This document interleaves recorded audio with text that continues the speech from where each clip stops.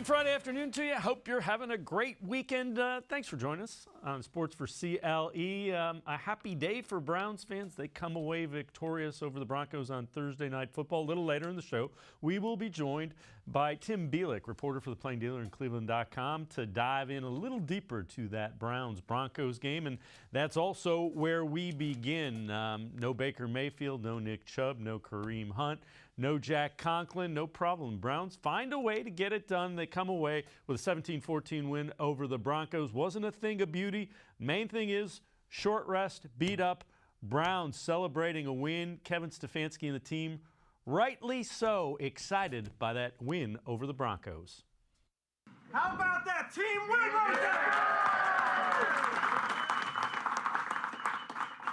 I am so proud of you guys for fighting your ass off for 60 minutes.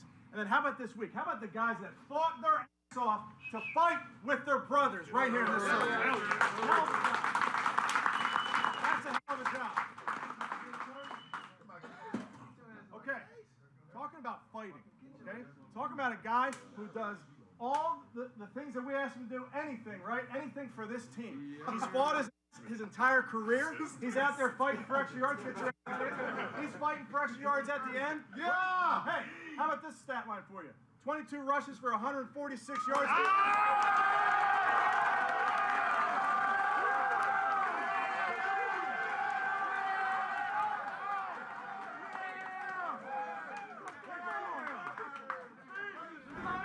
Let's welcome in Jeff Risdon from BrownsWire.com. And Jeff, when you look at that, there is reason for those guys to be happy and feel good about what they did last night against the Broncos. That is so awesome to see them reward on a short week with all the injuries that they had, to celebrate a guy like Dearness Johnson and his path to where they've gotten. Yeah, they should be excited about that. Like you said, it wasn't the prettiest win. It felt for a while in the second half like, oh my gosh, this is going to get away from us. But they held on, they persevered, they did what they needed to do, made enough plays to get it done with all those key players out, with injuries, with a lot of uncertainty up in the air on a lot of things. They went out and they beat a team that they were tied with in the standings in the AFC playoffs. I think that gets lost a little bit, the fact that Denver, yes, they've lost 4 in a row now, but that's a game that they had to win, and they went out and they did it under extraordinarily adverse circumstances, and they still got it done. That's a testament to Kevin Stefanski and a testament to what he said there about the strength of the brotherhood in that locker room, and you saw it there reflected in the way that they celebrated around themselves and around Dearness Johnson, who certainly deserved the game ball last night. Still no word on Baker Mayfield. We'll get into that stuff a little bit later. The expectation would be that Nick Chubb could be back for the next game, as well as Jack Conklin, which would be a big help. But again, Kevin Stefanski met with the media a little bit earlier, went through the tape, and had the same feeling today as he did yesterday. Here's Kevin Stefanski from a little earlier today. Watching the tape, don't feel much different than I did last night. It was a gutty performance by a bunch of guys. Proud of how they fought, played complimentary football, and came away with the win. And now everybody gets to get a little mini bye here, as you do after these Thursday night games, go for the fresh, and then come back for a big one next week. And that next one is the Steelers next week. We won't even get down that road just yet. But this is kind of a culture-type win. This is when the Browns brought in Jarvis Landry, it kind of started, and then they built with Kevin Stefanski in this front office. I can't imagine Browns teams of the past finding a way to win a game like that. No, this is a game that bad teams find ways to lose. So they wallow in their own misery. They think, oh, woe is me, and we've seen Cleveland teams that have done that. Not just the Browns either. So some other Cleveland sports teams have done that as well. It shows the organizational strength from the top to the bottom. They got things right with Kevin Stefanski and Andrew Berry. Like you said, bringing in guys like Jarvis Landry, who I thought played a very impressive game. His stats don't tell what he did last night. I thought his return was really important to the team, especially how much they leaned on him early in the game. I thought that helped their run game quite a bit. The fact that they had to worry about what Jarvis Landry was going to do and that deep middle of the field. That's a culture when you're absolutely right, and it's something that they should be proud of. It's so big because if you lose that game, you're 3-4. You've got the Steelers who could very well be ahead of you. You're a last place team at that point. Nobody expected this to be a last place team. I'm sure there were some skeptics out there that thought maybe maybe they're not the Ravens. Maybe they're not that low yet. But nobody conceived that this would be a last place football team, and they avoided that ignominy last night, and that's a very good thing. Well, Dearness Johnson, his first NFL start, a memorable one, as we heard, 22 carries, 146 yards, a touchdown, also had a couple receptions.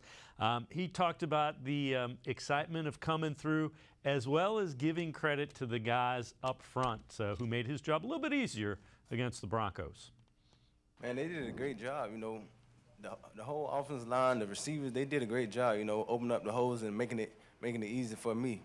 Unexplainable. I can't even lie to you. I wanted to celebrate, but I didn't know what to do, man. I just yelled because it's been a long journey, man, and just to get your first start and get 100 yards and get a touchdown, man, that ain't nothing but God, man. And I give thanks to him. Didn't know exactly how to celebrate, so he just yelled. He can do that all the time if he runs football like that. Yeah, and his path is so remarkable. Most people know that he got out of USF, couldn't get a job anywhere in the NFL, wound up as a fisherman on a commercial fishing boat. I remember him. The first time I met him was at the Shrine game after, I believe it was the 2018 season, or that Shrine game, now the Shrine Bowl. And he was a late addition to that week. He came in on the last day of practices because somebody else got hurt. I mean, this is a guy that's not even the top tier, all-star game. This is a guy who comes in at the end of that week, gets one practice to sort of meet his coaches, meet who he's going to be playing with. Then he went out Saturday in the game and did fairly well, made an impression. So he's used to overcoming adversity like this. He had the shirt on, trust the process. He has certainly trusted in his own process and his own faith in his abilities, and it was rewarded last night. I felt so great for Dearness Johnson last night. It was awesome to see a guy who does things the way that he has done them to get rewarded the way he did. That's a very special story, and that doesn't happen, again, without the culture around him. He's a third-string running back. A lot of teams would have been like, oh, we can't trust a third-string running back to run the ball. No, the Browns didn't deviate from what they did. They're like, Case Keenum, you're not Baker Mayfield, but we're going to ask you to do what we ask him to do. We're going to ask Dearness to do what Kareem and Nick do. And they came through and did it. And that Blake Hance at right tackle also deserves that sort of credit.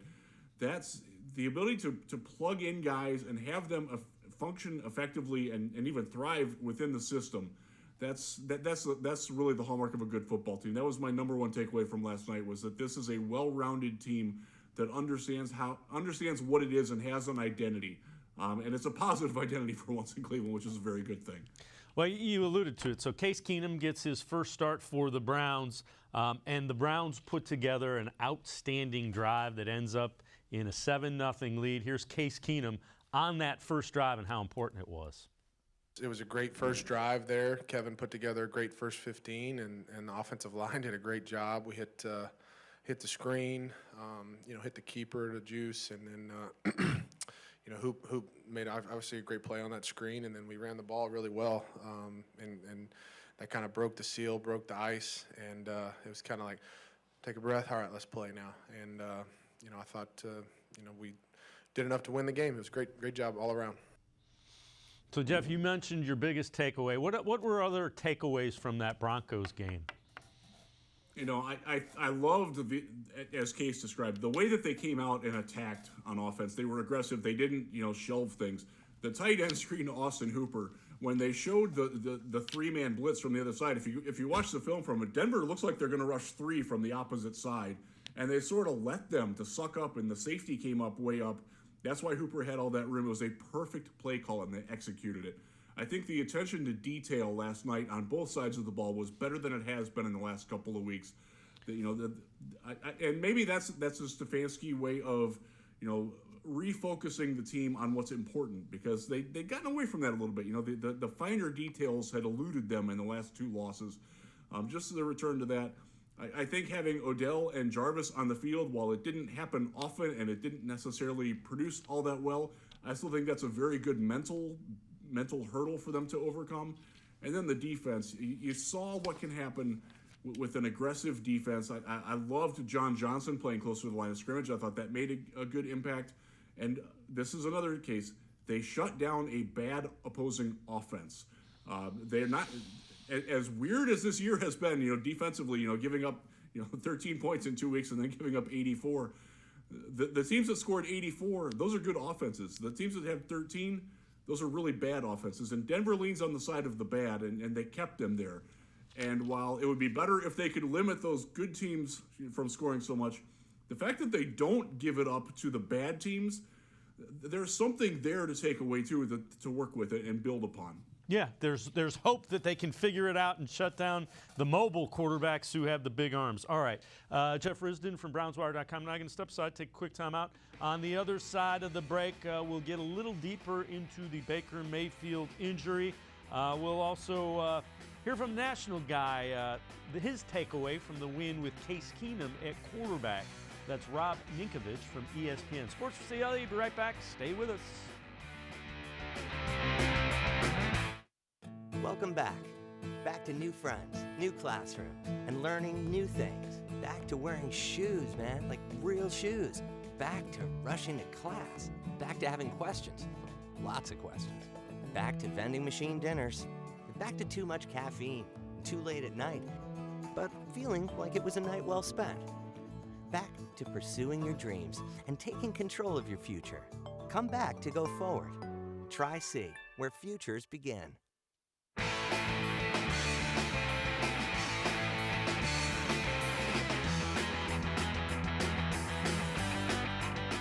We continue talking Browns after that win against the Broncos last night, Thursday Night Football. So Rob Ninkovich from ESPN's Get Up had this to say about the Browns winning with Case Keenum at quarterback.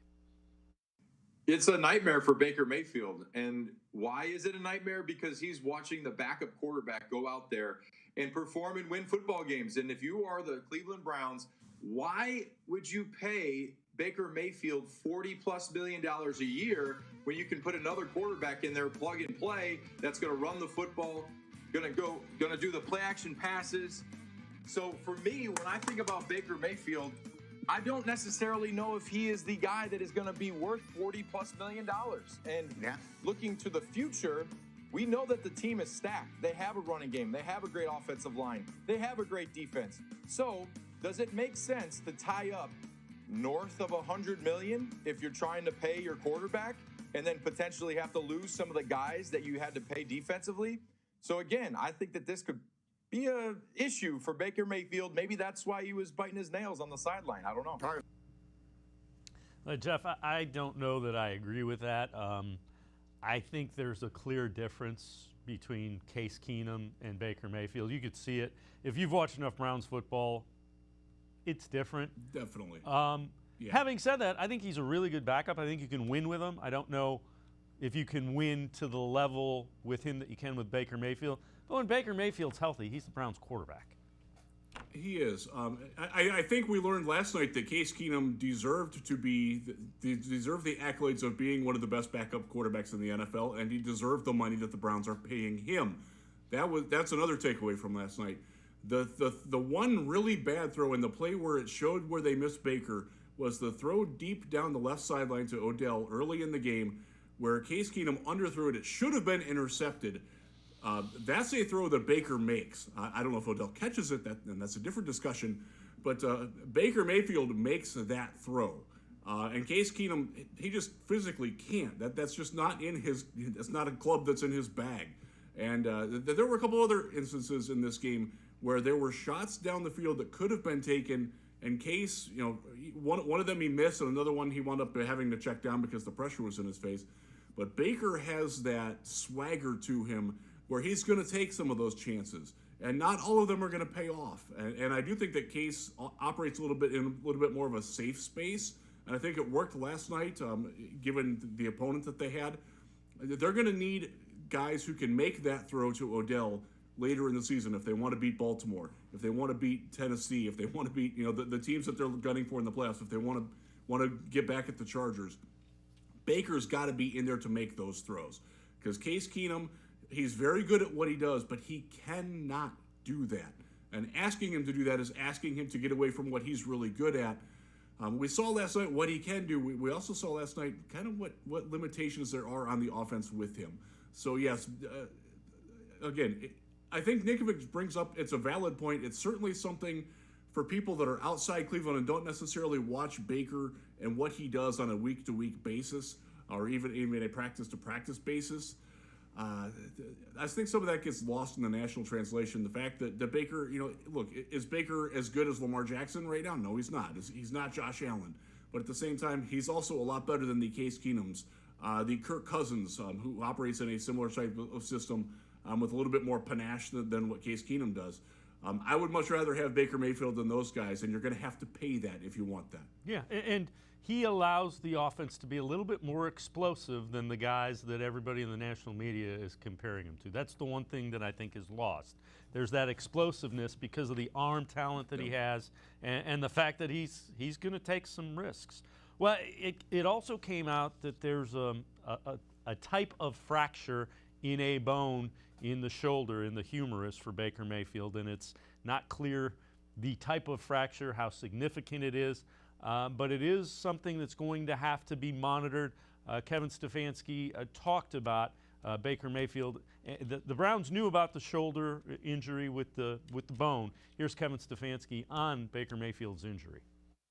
We've been very consistent, our medical team, with Baker on this injury. And we'll continue I will continue to listen to the medical staff in terms of when Baker's ready to go. And again, Jeff, they have no idea. The swelling has to go down. They have to see what exactly they can do with that non-throwing shoulder to be ready to go. And you saw him after the last game. He came out in a sling for his press conference. Last night, it was completely immobilized. If you saw him on the sideline, he's not moving the left side of his upper body at all. Obviously, I've never broken that bone. I've been fortunate. I've broken a lot of things. I haven't ever broken the humerus bone, especially up here at the shoulder joint. But he's got a torn labrum in that, too.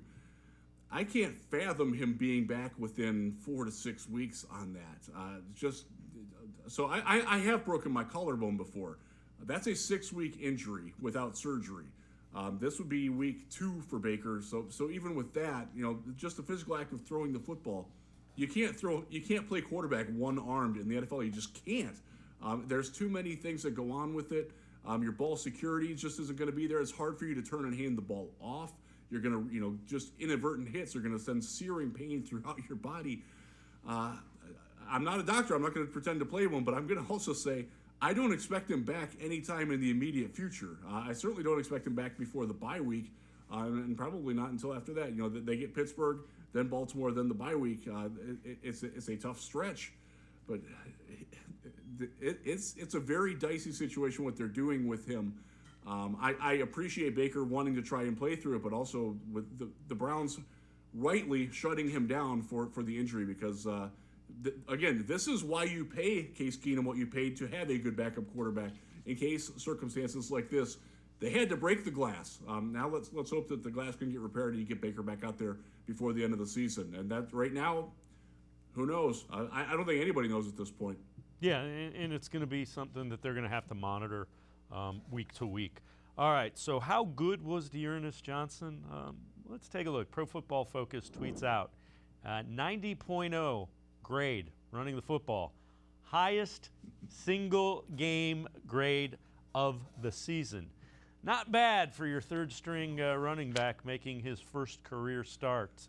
The analytics people grade him as the best running game in the NFL this season. Yeah, and you saw that he obviously got good blocking last night. He rightly gave credit to the guys up front. The cuts he made and the ability to set up those blocks and work off of them, that's talent. That's not just a generic running back out there. Dearness had some skills last night, and he showed them off. His ability to run through that first contact, a lot like Nick Chubb does. And you have to give the Browns, again, a little bit of credit here for finding a guy who fits their running scheme. Dearness is a guy who's going to make one cut and go. That's his style. He's not a guy that you run him laterally and try to get him as a speed guy. That's not his game. Identifying backups who do what your offense does well, that helped allow him to thrive. Just some of the moves that he made after that first cut, and setting the guys up to miss in space, and never letting anybody really get a clean shot on him.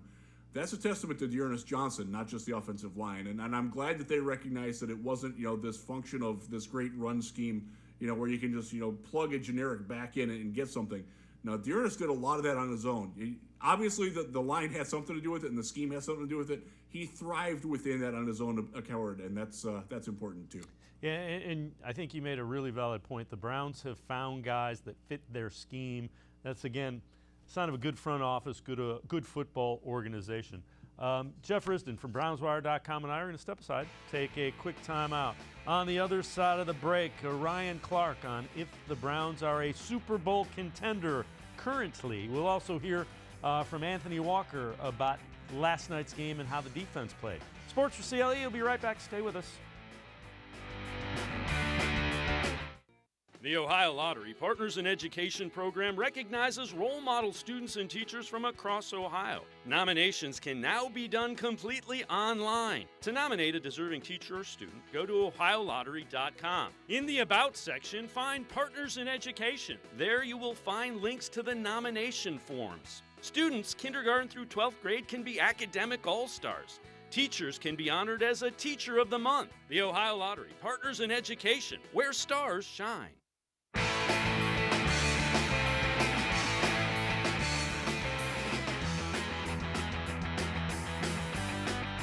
We continue talking Browns football. Ryan Clark on ESPN's Get Up this morning. Are the Browns a Super Bowl contender currently? No, listen, and we talked about the roster on Monday, and Dan mentioned that it was a 6-0 roster that was playing 3-3 football. Well, they're playing 3-3 football because they're a 3-3 football team. Right now, they're above 500 because you go out and you win this game against the Denver Broncos, but the way that this team plays defensively is too inconsistent. Also, when we watch this team, they do have to dominate in the way we saw them dominate against Minnesota, dominate against Chicago defensively, dominate against Denver in the first half. This offense and this defense, they aren't playing complementary football to the point where you believe in them when you're talking about teams like the Buffalo Bills, talking about teams like the Baltimore Ravens, the Los Angeles Chargers, and I think to an extent, the Kansas City Chiefs, because they still have Patrick Mahomes. The thing that happens to the Cleveland Browns is at some point, they're going to need a great equalizer, and that can be the run game, but we all know it has to come from under center, and the Cleveland Browns do not have that.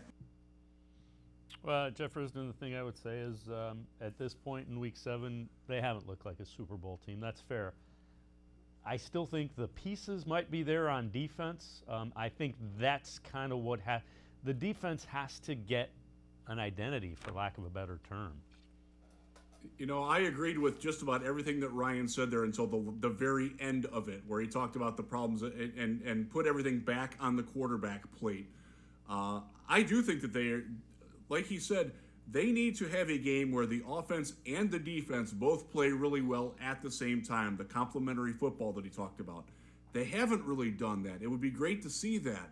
And if they do that, they can compete with anybody. Doesn't mean that they'll win, but they'll certainly be competitive with the Chargers and the Bills and the Ravens, who I think are the three clear-cut teams. I would say that I would like another shot at the Chiefs, especially the Patrick Mahomes is throwing interceptions right now. I think that would be a little bit more of a fun matchup for the Browns. He's right, though, and I agree with you, Dave. The defense here is the key. If that defense can play the way they did in the first half last night and play the way that they did in Minnesota and against Chicago, that team can win multiple postseason games this year with the offense that they've got right now. But they haven't shown that they can do that enough. They're not consistent enough yet. The pieces are there, and we see at times where the pieces look really, really good together, but they still just don't all fit together all at the same time enough at the same time when the offense is playing well. That's the challenge for the rest of the season for Kevin Stefanski, is to get those pieces to all fit in the same puzzle at the same time. We'd love to see it because I think you and I would agree they do have as much talent as anybody in the AFC right now. They have the ability to beat anybody, They just have to play well enough on both sides of the ball at the same time to make it happen. Yeah, there have been flashes, but again, it isn't prolonged enough, and you don't beat teams like the Chargers, the Ravens, and the Bills by playing 45 or 50 minutes. Anthony Walker last night talked about winning a game where you're banged up, and also, how that defense played. We said it earlier this week. Coach said it. Who cares? Who cares? It's the NFL. Guys are going to get banged up. How are you going to respond? And I'm proud of these guys, man. Nobody flinched in our locker room. Everybody stepped up. Next man up. Guys made some huge plays out there. We're a bunch of competitive, tough guys in that locker room. And I'm proud to be a part of this team. How about the defense in the first half, especially, Anthony? You guys couldn't have played much better, I don't think. And we don't want to be a first half team. We want to play a complete game. Just talked about you. But, we want to play a complete game. We had some good moments, like you said, in the first half, but we got to finish games better. And that's the exact answer you want to hear from your middle linebacker. And to put some numbers behind it, first half defense allowed 76 yards, no first downs. In that second half, there were a couple of drives, 14 points. I think it was 147 yards, and the 2 touchdown drives. And I get it, you needed to win, but it almost looked like they were playing not to lose instead of to get after it and kind of dominate. They were not as sharp in the second half defensively as they were. And I do think that Denver did make a couple of adjustments. They started using the running backs a little bit more in the passing game. That did slow down the pass rush. It did make the safeties consider them a little bit more. If you watch the national broadcast, you will know that Troy Aikman was screaming for Denver to throw the ball to Tim Patrick more. And they did start doing that and found some success. So maybe Troy was onto something there. I will give the Broncos some credit for adjusting and adapting to what the Browns were doing, but you do need to see that second half, like Walker said, they have to be a second half team as well as a first half team. This is a guy. Look, this is an outsider. This is a guy who comes from an Indianapolis team that kind of has some defensive issues, and if you watch the Colts right now, you'll know that they sorely miss him.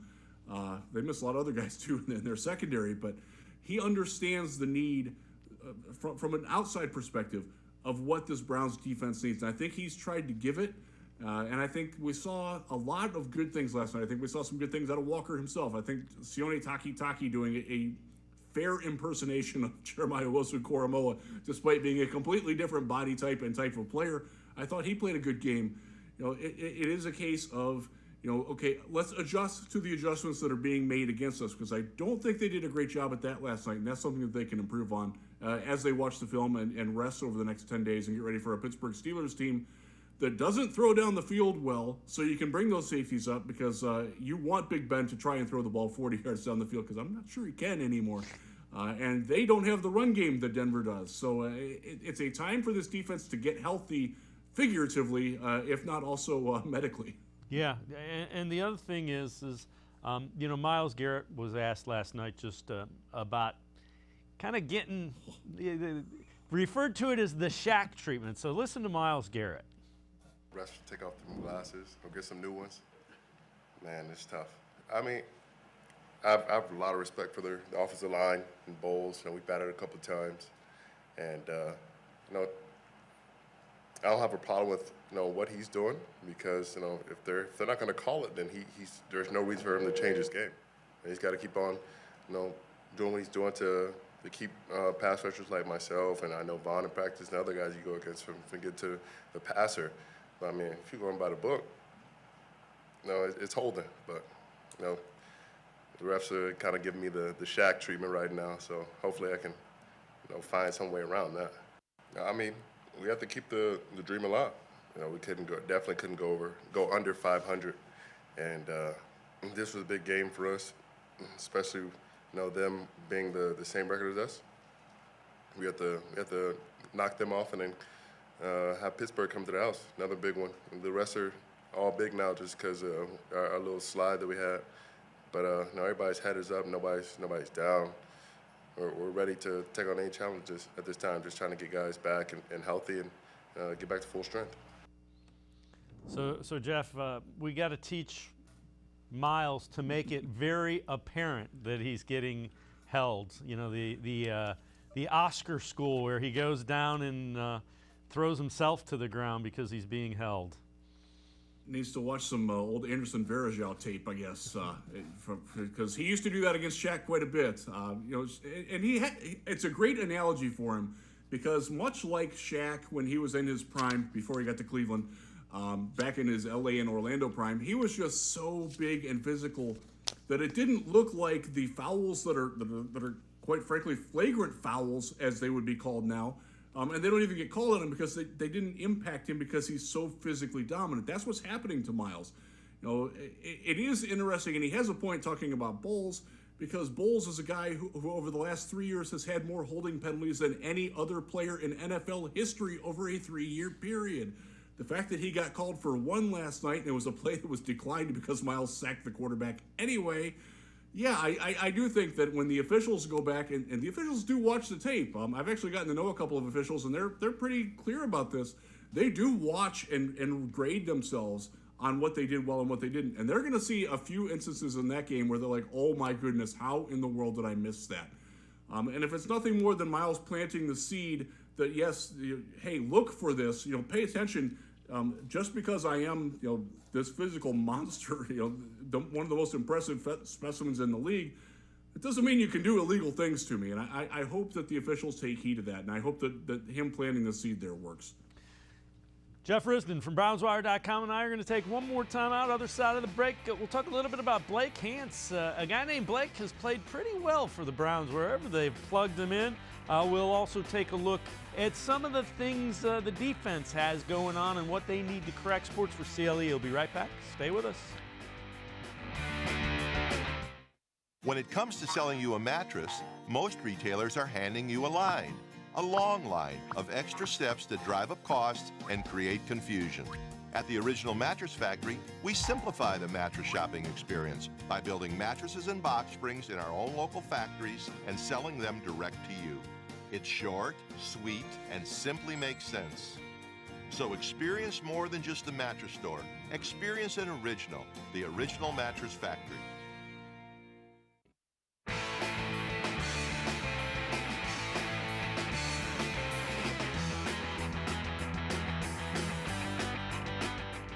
Browns improved to 4-3 on the year after that 17-14 win over the Broncos last night. Kevin Stefanski talked about Blake Hance, the guy the Browns moved from left tackle to right tackle, and just how impressive he has been for the Browns. Yeah, I mean, I think he's shown that, Nate. He's a smart, tough football player. And if you think back to the preseason, he's playing center, he's playing some guard. Throw him out there at left tackle, throw him out there at right tackle. I mean, there's such great value and versatility. But Blake really fits what we do. He fits who we are, and he's really trying to get better every single day. So let's take a look at this, Jeff, as well. So Jeff Lloyd tweets out Blake Hance, an average PFF grade over 70 over his last 3 starts for the Browns. And the killed in quotes is because Von Miller said, I don't know who I'm going against, I'm going to kill him. Points to Blake Hance. He didn't get killed. He did really well, and he's done pretty well wherever the Browns have put him in. And as pointed out, he's your 4th tackle. He is. Remember, Chris Hubbard is supposed to be in that spot, and he's not there. Losing Jack Conklin is a Pro Bowl right tackle. And I won't say that they didn't miss him, but they kind of didn't miss him last night. Blake Hance, look, this guy, remember last year, he introduces himself to the team in the huddle and plays left guard. He played left tackle last week. Now he's your right tackle on the other side. That's extraordinarily difficult to do, to play all those different positions and do them capably. Give a lot of credit to offensive line coach Bill Callahan. And it goes to what we talked about a little bit earlier, too. Finding guys who do what you want them to do and not necessarily trying to hammer guys who are good athletes but don't necessarily thrive at what you need them to thrive at. They wanted a smart, tough, athletic football player, and they got one in Blake Hance, and he is a keeper.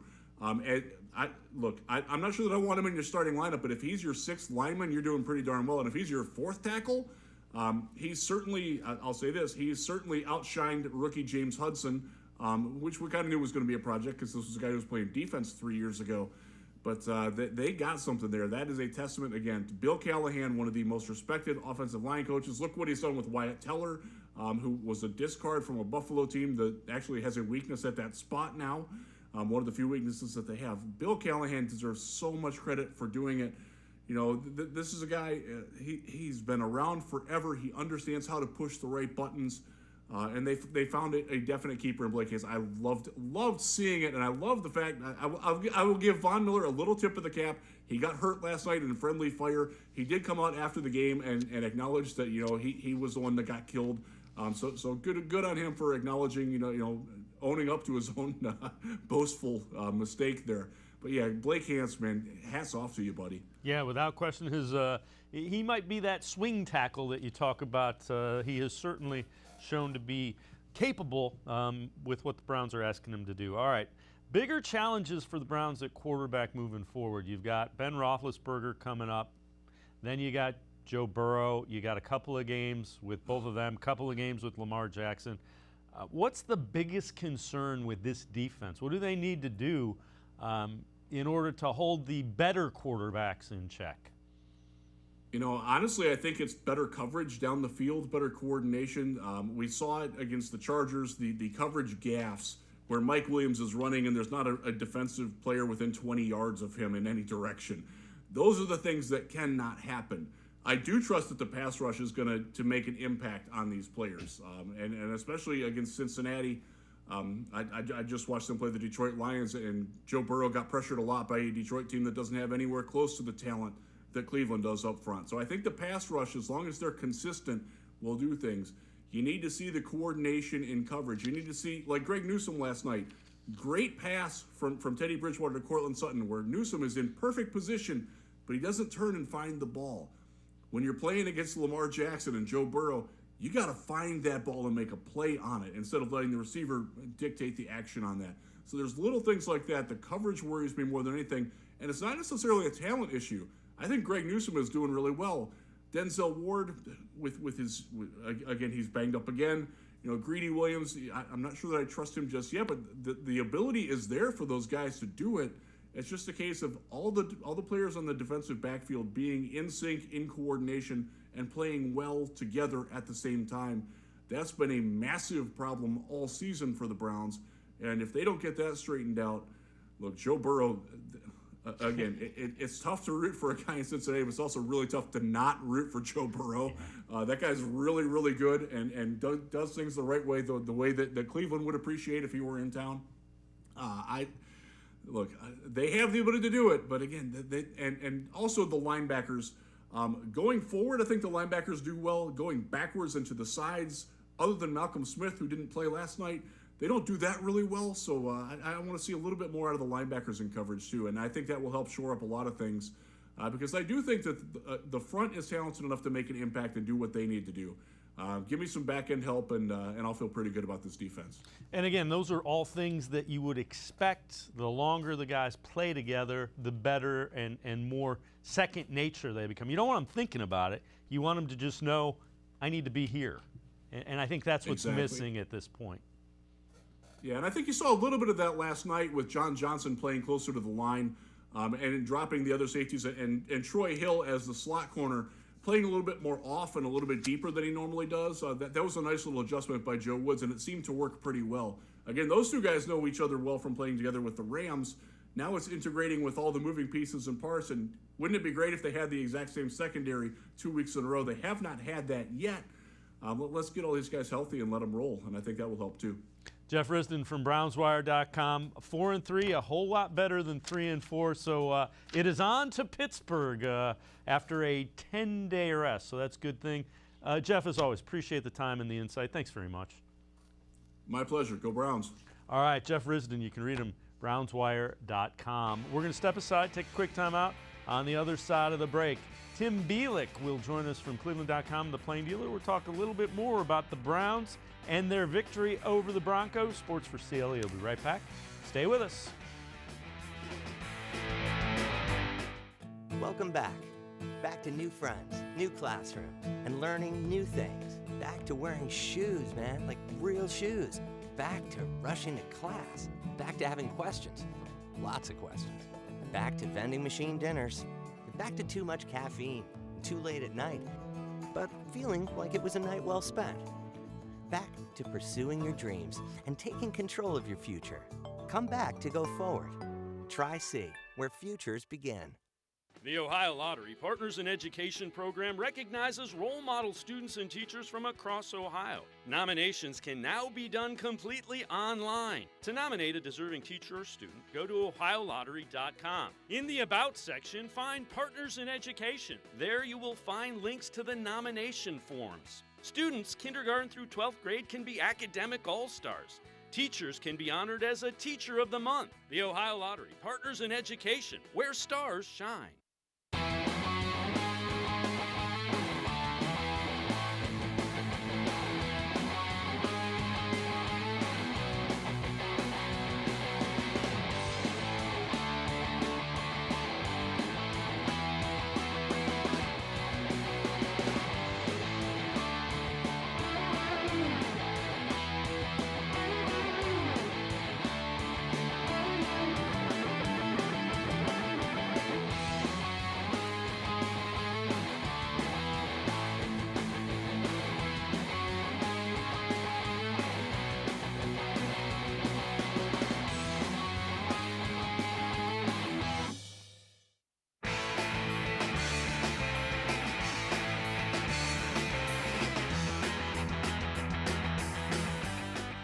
We continue talking Browns. 17-14 winners over the Broncos last night over at First Energy Stadium. Well, the middle of that Browns line, Teller, Treader, Bitonio, rock solid. The guards have been, the tackles really have been banged up. But Kevin Stefanski talked about that line and how important they are to what the Browns want to do. It's hard to single guys out on the offensive line. You get fined for doing that. But that group has to play as one, all five guys. And when you have the three guys inside that play a very physical brand of football, it makes a big deal. And some of these fronts that we play, quite honestly, there's some big people up front, especially last night. A bunch of these under front teams, odd front teams, there's some really stout fronts that we're facing. So to have a physical group, and then ultimately just with Jed and Blake last night, those guys really played as one, all five of them. And Jed in particular, hasn't practiced and wasn't perfect, but he's another example of a guy who he wanted to be out there with his teammates. And then Blake, playing left tackle, playing right tackle, just performs and does his job. Let's welcome in Tim Bielik from the Plain Dealer and cleveland.com. Tim, how important was that offensive line to what the Browns did without their top two running backs, without their starting quarterback, and with their top two wide receivers certainly less than 100%? It's what they needed. They needed those guys to really come through. We talked about you talked about the offensive line issues. Last night was the first time Jedrick Wills has played since the Chargers game in Week 5. Just to give him that, when you look at just the way this offensive line has played and just the health concerns they've had on that side of the ball, the fact that those interior guys that Stefanski particularly mentioned, they've needed those guys to be stout. They've needed them to be strong and really take up some extra ownership of the offense, with the tackles being banged up, with the running backs being banged up, with the backup quarterback in the game. There's all those different things that kind of have to be weighed in there. And to see that those guys play well, I think was a huge statement that's the ultimate core identity of this team, is that whoever's running the ball, that they still can find ways to create holes for those running backs. What about takeaways? When you watch that game, what do you come away thinking, and what are your biggest takeaways from the Browns-Broncos game? I think Dearness Johnson might be starting somewhere next year, or should certainly be in the discussion to start somewhere else next year.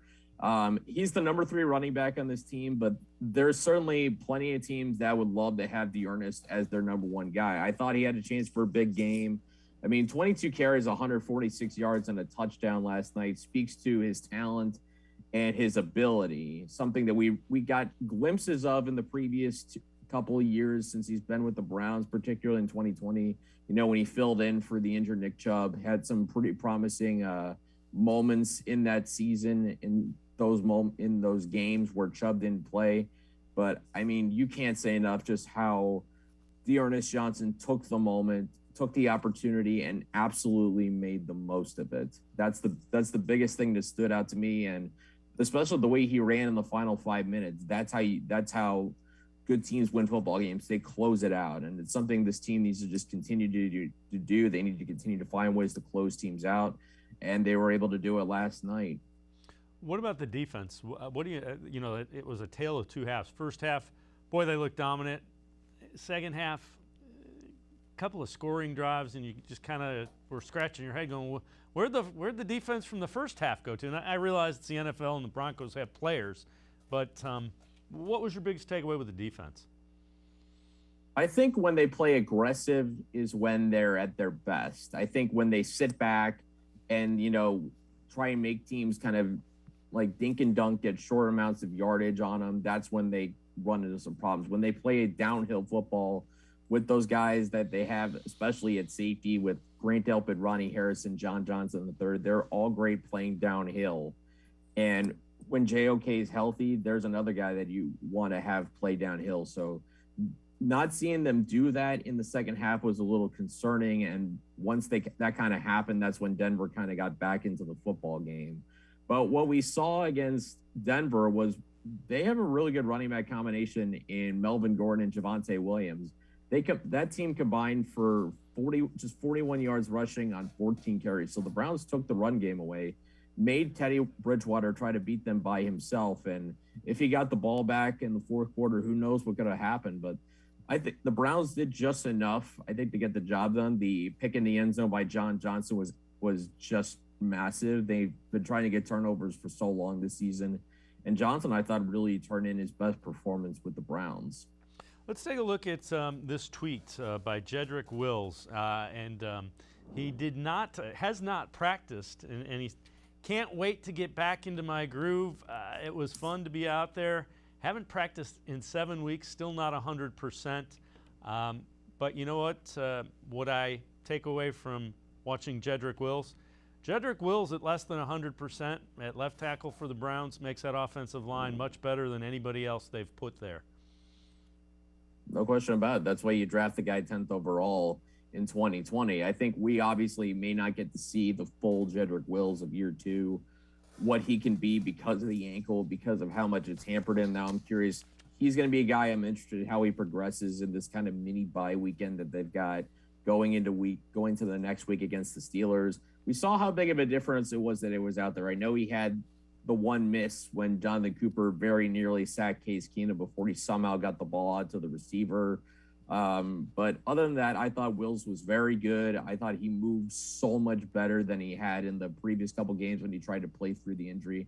I do want to make a correction. He didn't play week 5. He obviously played weeks 2, 3, and 4, didn't look like himself. And, giving him that time to rest, I think has helped him tremendously. I mean, he looks more like the Jedrick Wills we've seen for most of his young career than what we saw in those 3 games. I think, as long as he gets time to heal, as long as he gets those opportunities to heal and to look like himself again, then I think you'll start to see more of the guy that the Browns were hoping they got when they drafted Wills a year ago. Tim Bielik and I are going to step aside, take a quick time out. On the other side of the break, Case Keenum will talk about how important Jarvis Landry was to the Browns last night. Kevin Stefanski will talk a little bit about Case Keenum. Sports4CLE will be right back talking Browns when we return. Welcome back. Back to new friends, new classroom, and learning new things. Back to wearing shoes, man, like real shoes. Back to rushing to class. Back to having questions. Lots of questions. Back to vending machine dinners. Back to too much caffeine, too late at night, but feeling like it was a night well spent. Back to pursuing your dreams and taking control of your future. Come back to go forward. Try C, where futures begin.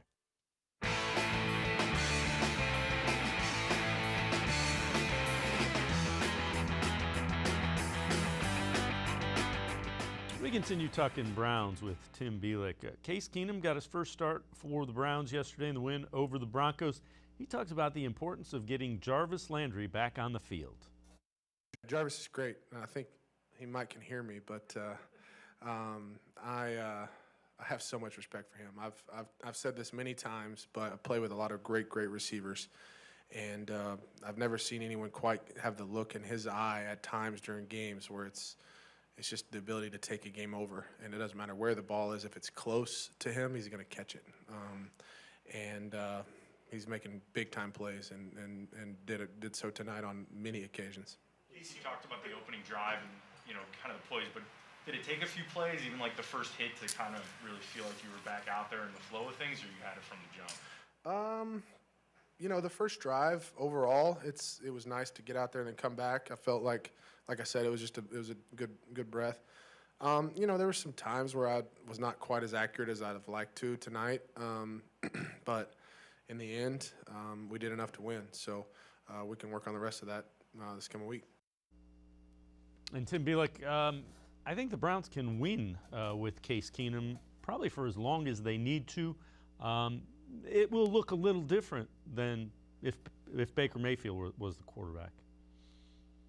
Yeah, I agree. I mean, we know Keenum's solid. We know what he kind of is. His arm is not as strong as Mayfield's arm. I think that was evident a couple times when he got nearly picked on a deep ball and on a play action intended for Odell. He tried to throw one up to Anthony Schwartz. Didn't have enough juice on him. That's okay. That's not his game. His game is get the ball out quick, get it out to your skill players. And, going back to Jarvis Landry, what he was talking about at the beginning, I mean, it's a huge difference when your number one guy is back. And I mean, it showed in a couple plays. I look at, I don't remember exactly what quarter it was, but when he kind of juggled the football and still managed to catch it by the two hands on the nose of the football, I thought that was pretty sensational. Then on the final drive, a nice diving catch to get a huge first down, keep the drive going, and eventually run the clock out. I know that was on the play where he got hurt, but I thought that was so huge for them that when they needed a play to extend a drive, to not put the defense back out on the field where they have to save the game in that situation, that Keenum could look to Landry, put the ball on him, and he could do what he had to do to make a play. So obviously, Landry means so much to this team. And I mean, 5 catches for 37 yards is not a massive game, but when you look at the context of those catches and the plays he made, you see just how impactful he can really be. Yeah. And that's why the Browns have missed him when he has been out. And again, he's less than 100%. Hopefully, a little bit of rest, he can get even stronger. Kevin Stefanski talked about what he expects, not only from Case Keenum, but when he gives guys that are not starters the opportunity to get in and play and make a contribution. I think the expectations for our positions don't change regardless of who's in there. So that we have expectations for the quarterback, how they play. And I thought Case played well last night. He made good decisions. He spread the ball around, took care of the football. But really across the board, when Dearness is in there, we expect Dearness to do his job. Whomever it is that's in the starting lineup, we really expect them to do their job. And I think that's probably one of the reasons they get these guys that step in and basically do their job. That's what they expect. That's what they prepare for. And they seem to have the ability and the right formula for getting guys ready to play when they haven't practiced a lot or aren't going to get a lot of reps. Yeah, that comes down to good coaching and good culture. And I know with the Steelers coming next week, I'm going to kind of steal a phrase that they always use, and Mike Tomlin's used in the past. He always says the standard is the standard.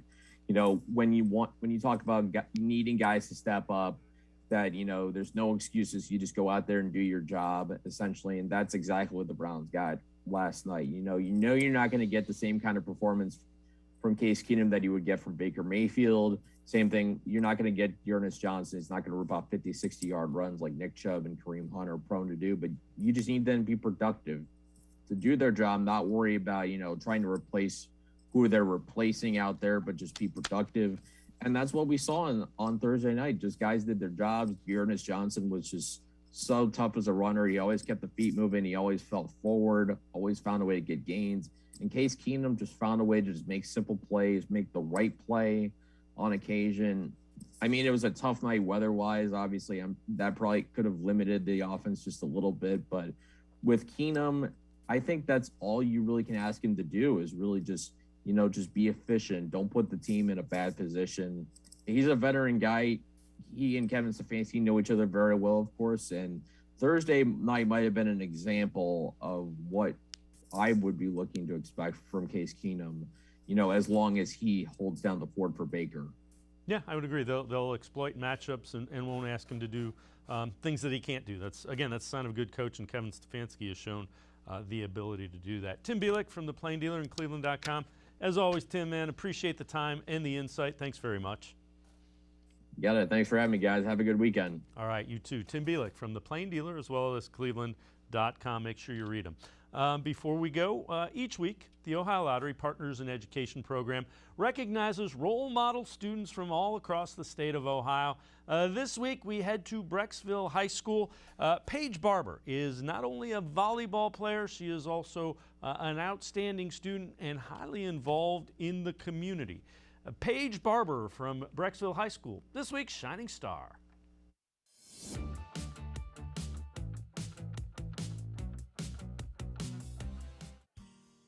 Driven would be a good way to describe Paige Barber from Brecksville High School. Paige is a Division I college volleyball recruit who's extremely active in the community and strives to excel in the classroom. Paige has a 4.0 GPA and accelerated classes at Brecksville. I'm very outgoing, but everybody knows that. A lot of things that people don't know about me is that I actually really love school. Like, you kind of look at me, you're like, oh, okay, like, she's good at volleyball, like, whatever, she's an athlete, but I love learning new things. It's just so exciting to, like, learn and, like, be in school. And, like, I like homework. That's very weird to say, but I like going home, like, getting organized. I light a candle in my room, just sit down, do my homework. Paige has a skill set on the volleyball court and in the classroom that drew the attention of several Division I programs. She decided the best fit for her was north, way up north. So I'm actually verbally committed to University of North Dakota for volleyball, and it's crazy because it's so far away. I'm so excited. I just talked to my coach today, getting all the stuff down so I can get ready to go out there next year. It was really difficult for me to make that decision because we're so family oriented. It's just one of those things that when you know, you know. And like within an hour of being at North Dakota on my visit, I was like, okay, it's definitely the place for me. On the court is only a part of the life of a Division I college athlete. Plenty of work goes into being your best when you step on the court. And Paige has been doing that since she was rehabbing an injury as a sophomore. College is a lot more training, and you wake up very early to go and train, work out, conditioning, and then you have practice after all of that. So I'm just, my mom's a physical therapist, so she's really like taught me that I always have to stay active or else my muscle will just either deteriorate or stay the same. So I've been training myself since I was a sophomore after I got hurt I work out 3 times a week. A career in the medical field is what Paige has her sights on, starting with a biology major. Challenging, to be sure, but not a surprise at all.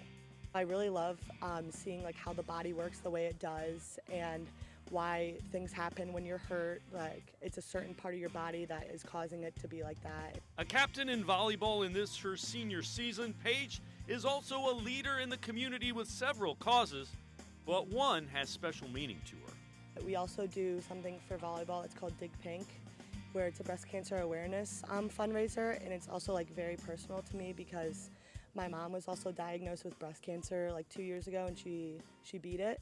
And so every year it's like we do a whole game and we sell t-shirts and sell baked goods, and like previous years, we've made almost like $5,000 that we donate to breast cancer awareness. If you know a student who deserves recognition, we want to hear about them, and you can nominate them completely online. Go to OhioLottery.com. Find the About section. Click on Partners in Education. There you will see links to nomination forms. Nominate that student as an academic all-star, and they could end up being featured as our next shining star. That'll do it for this edition of Sports for CLE. Have a great weekend, everybody. We will see you Monday as we begin Steelers Prep Week. Browns and Steelers a week from Sunday. Have a great weekend. We'll see you Monday at 4 here on Sports for CLE.